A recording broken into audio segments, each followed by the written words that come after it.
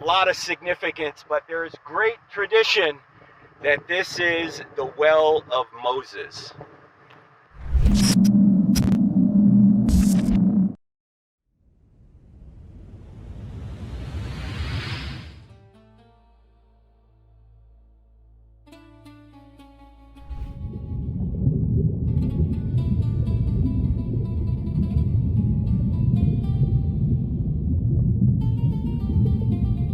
We're in Saudi Arabia on the eastern side of the Gulf of Aqaba. Right across on the Egyptian side, or the Sinai side, is 𝗦𝗢𝗑𝗓, the probable crossing site of the Exodus.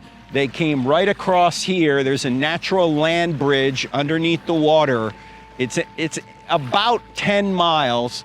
They could have brought several thousand people across this area and then onto this beach. And then in this area, there have been sites found that could be the bitter springs of Marah and the oasis known as Elim. So this appears to be the best site that we know about for the crossing of the Exodus.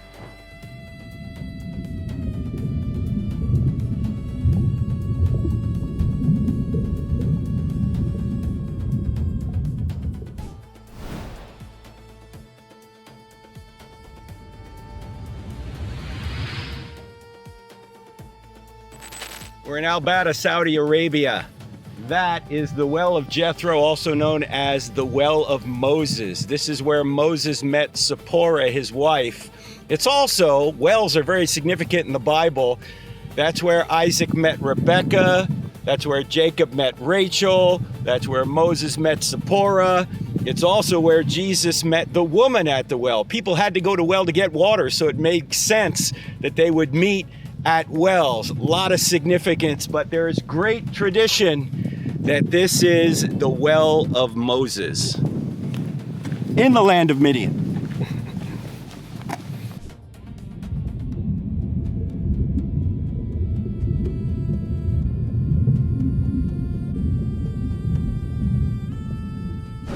We're near Al-Bada, Saudi Arabia, where Jethro's caves, tombs are. It's the land of Midian, where Moses went to get the 10 Commandments, to meet with Jethro. It's all right here, so we're going to check it out.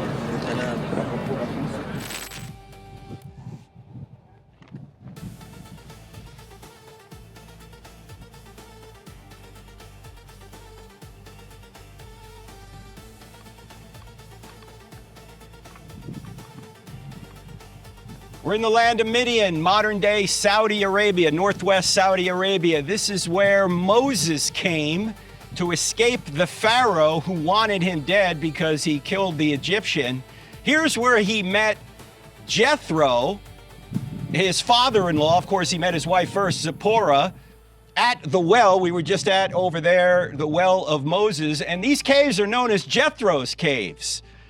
This is where people lived and at some point buried their dead. In fact, if we go inside here, we can see that this particular cave was also a tomb. By the way, this looks like a little place to preach. We could have the Sermon on the Mount up here. But if you come in here, you can see this cave doubled as a tomb and ultimately became a tomb because it's divided up into what appear to be areas for bodies. And this has a long tradition known as Jethro's caves, Jethro's tombs. This has been used over and over again as more and more people came in here. The Nabateans came in here. The Nabateans were the same people that built Petra, or beautified Petra. So this area has a long, long history.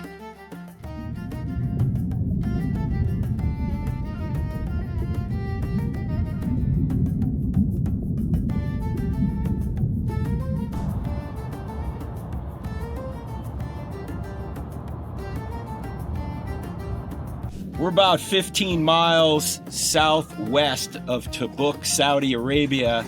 Out here in the wilderness, there are these petroglyphs.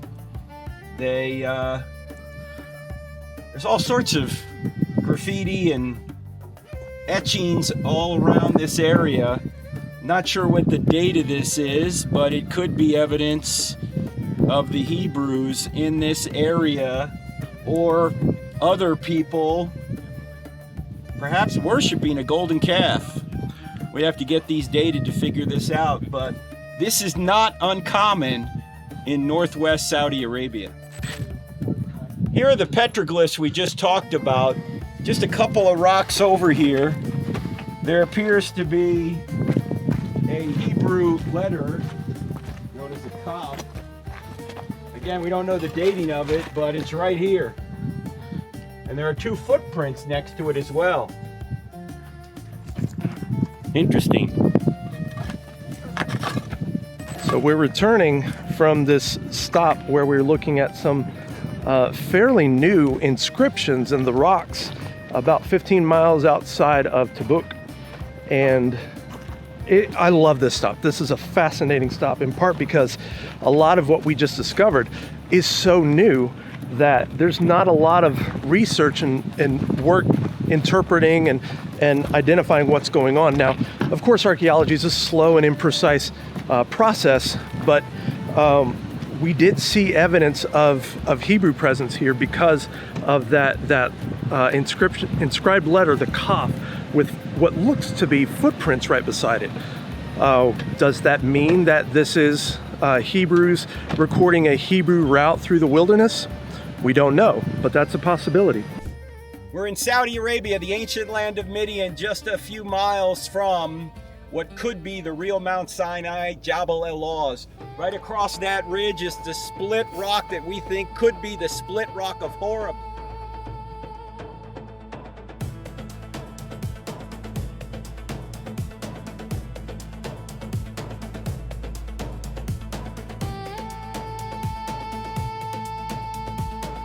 You